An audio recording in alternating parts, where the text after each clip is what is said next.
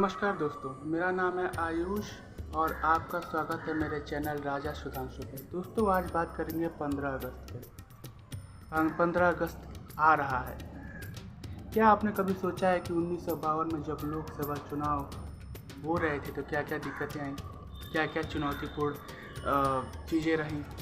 आज हम उसी पे बात करेंगे। उस समय देश में के पहले चुनाव में 17 करोड़ 30 लाख से ज़्यादा वोटर्स थे, जिनमें 8.8 करोड़ लोगों ने वोट किया था, मताधिकार का इस्तेमाल किया था। साथियों, इस लोकसभा में 489 सीटों पर चुनाव हुआ था। जाहिर सी बात है, चुनाव लड़ने वाले उम्मीदवार भी थे। जब चुनाव होगा तो चुनाव लड़ने वाले उम्मीदवार भी रहेंगे। साथियों, इस लोकसभा में चुनाव आयोग की बड़ी भूमिका थी। ये चुनाव तब कराया गया जब आयोग को बने सिर्फ 1 साल हुए थे और चुनाव प्रक्रिया की शुरुआत बहुत चुनौतीपूर्ण थी। दोस्तों, अगर एक बात और, 1951 और 52 में भारत की 84% आबादी निरक्षर थी। ज़्यादातर विदेशों में, खासकर पश्चिमी देशों में, यह बात होती थी कि अनपढ़ लोगों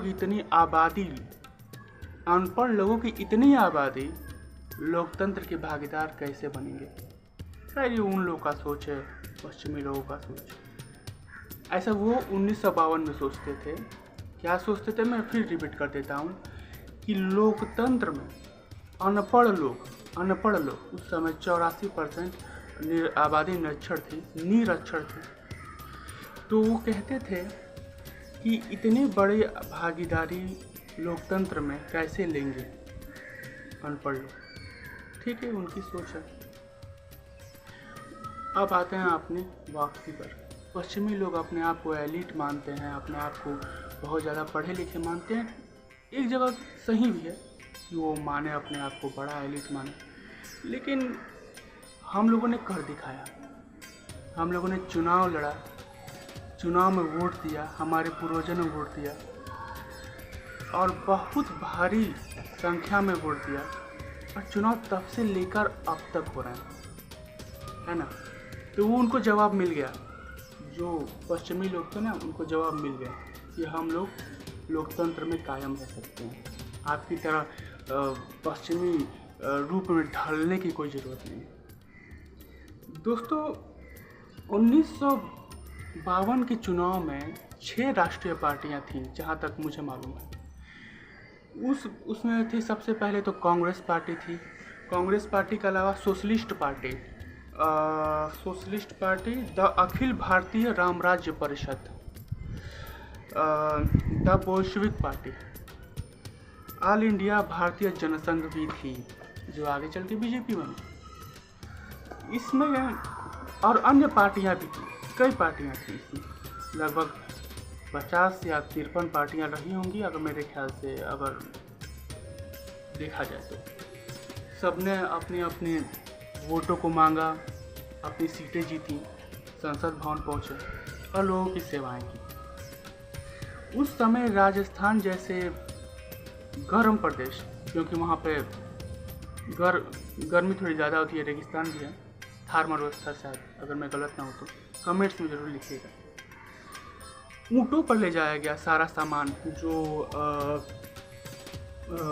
जैसे कि चुनाव में जो चीज़ें जो उस समय जाहिर सी बात है बैलेट पेपर से लगता था और बैलेट बॉक्स में डाला जाता था, तो वो सारा सामान और अन्य सामान अधिकारियों के ऊँटों पे ले जाया गया। और बात करें हिमाचल प्रदेश की, तो हिमाचल प्रदेश पहाड़ी इलाका है, सीधे नाम में ही है हिमाचल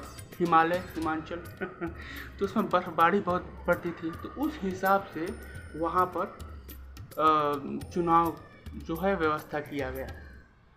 चुनाव आयोग की जितनी तारीफ की जाए उस टाइम पर उतना कम है।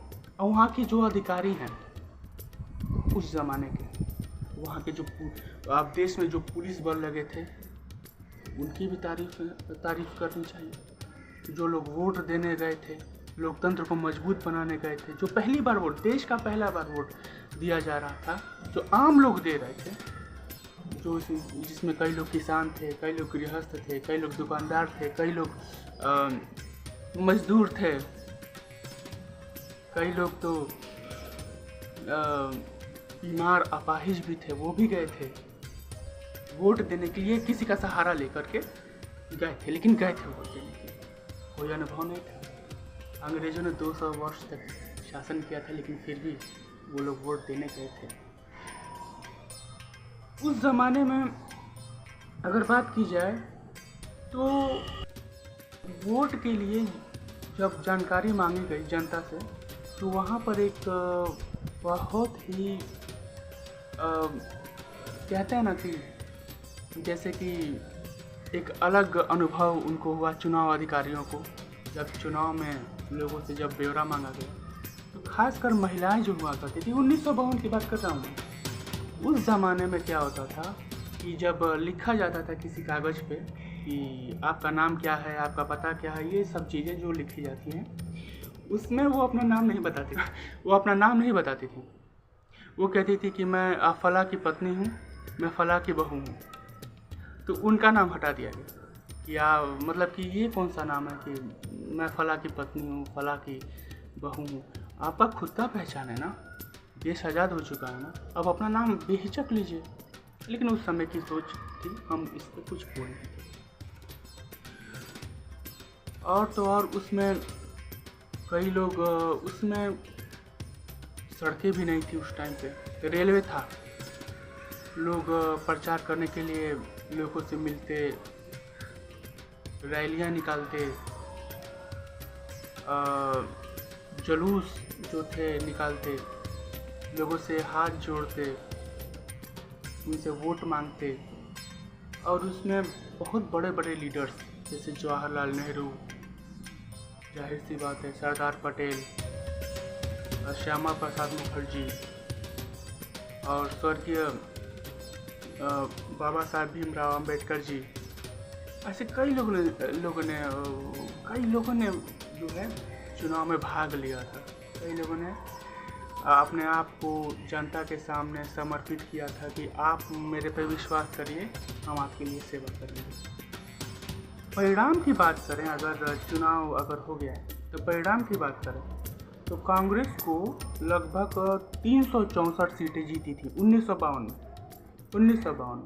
कांग्रेस, सोशलिस्ट पार्टी जो थी वो 12 सीटें जीती थी, 12। किसान मजदूर प्रजा पार्टी जो थी वो 9 सीटें जीती थी, और भारतीय कम्युनिस्ट पार्टी 16 सीटें जीती थी, और भारतीय जनसंघ वो 3 सीटें जीती थी, और अन्य पार्टियां जो थी वो उन्होंने भी सीटें जीती थी। ये जानकारी जो है मैंने किताबों से, इंटरनेट से मैंने जानकारी इकट्ठी की। इसमें से कई लोगों ने चुनाव से पहले 51-52 में जब चुनाव की तैयारियां हो रही थी, तो उससे पहले कई लोगों ने अलग पार्टियां बना ली थी, है ना, अलग पार्टियां बना ली थी। जैसे कि स्वर्गीय श्यामा प्रसाद मुखर्जी जनसंघ बना चुके थे इस्तीफा देकर, वो मंत्रिमंडल में शामिल थे। और स्वर्गीय बाबा साहब भीमराव अम्बेडकर जी भी अलग पार्टी बना ली थी। और कांग्रेस में कई कृपलानी करके एक जन थे, मैं उनका नाम भूल रहा हूँ, बड़े शर्म की बात है, वो उन्होंने भी अपना एक अलग पार्टी बना ली। दोस्तों, कई लोग उसमें सफल हुए, संसद गए, कई लोग चुनाव हारे, कई लोग जो है वोट को नहीं साध पाए, लोगों को नहीं साध पाए, लोगों को अपनी बातों में अपनी बातों को नहीं समझा पाए। कई लोगों ने समझा लिया, कई लोगों ने चुनाव जीत करके संसद में गए, कानून बनाया, है ना। तो सोचा कि 15 अगस्त है, 15 अगस्त पे 1952 का चुनाव कैसे हुआ था, किस तरह से हुआ था, क्या क्या दिक्कतें आई थी, तो यही सब चीज़ें थी। लोगों को बूथ तक ले करके आना, वोट दिलवाना, है ना, वो बहुत बड़ी चुनौती थी, है ना।